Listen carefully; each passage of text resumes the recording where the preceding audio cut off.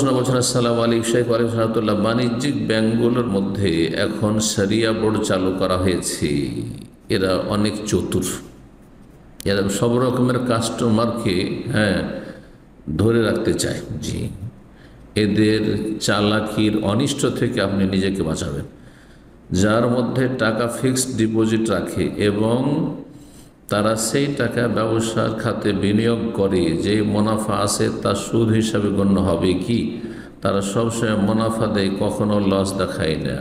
ব্যবসা কি এমন হয় যে ব্যবসাতে সবসময় লাভই হবে, লস হয় না? তাহলে বোঝা গেল যে এরা হচ্ছে সুদী প্রতিষ্ঠান, কিন্তু জানে যে মুসলিম দেশের এগুলি ব্যাংক, আর মুসলিম দেশে কিছু ভালো মানুষ হালাল খায়, হারাম থেকে বেঁচে থাকে, হারাম খেতে চায় না, সুদী প্রতিষ্ঠান সুদী ব্যাংকের সাথে লেনদেন করতে চায় না। সেজন্য ওই কাস্টমারগুলোকে হাতে রাখার জন্য এই চালাকির অবৈধ পথ অবলম্বন করেছে। এরা মিথ্যুক।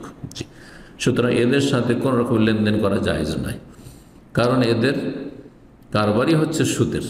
যদিও তারা লাভ লস বলে, তবুও একটি পাপের প্রতিষ্ঠানের সাথে সহযোগিতা করা কোনো মুসলিমের জন্য জায়েজ নয়। সুতরাং এটা অনেক আগে শুনেছিলাম যে পাকিস্তানে ব্যাংক আছে, যে ব্যাংকগুলিতে দুটো সিস্টেম আছে। এটা হয়তো নতুন বাংলাদেশে চালু হয়েছে, কিন্তু অনেক আগে শুনেছিলাম, আজকের থেকে 25-30 বছর আগে।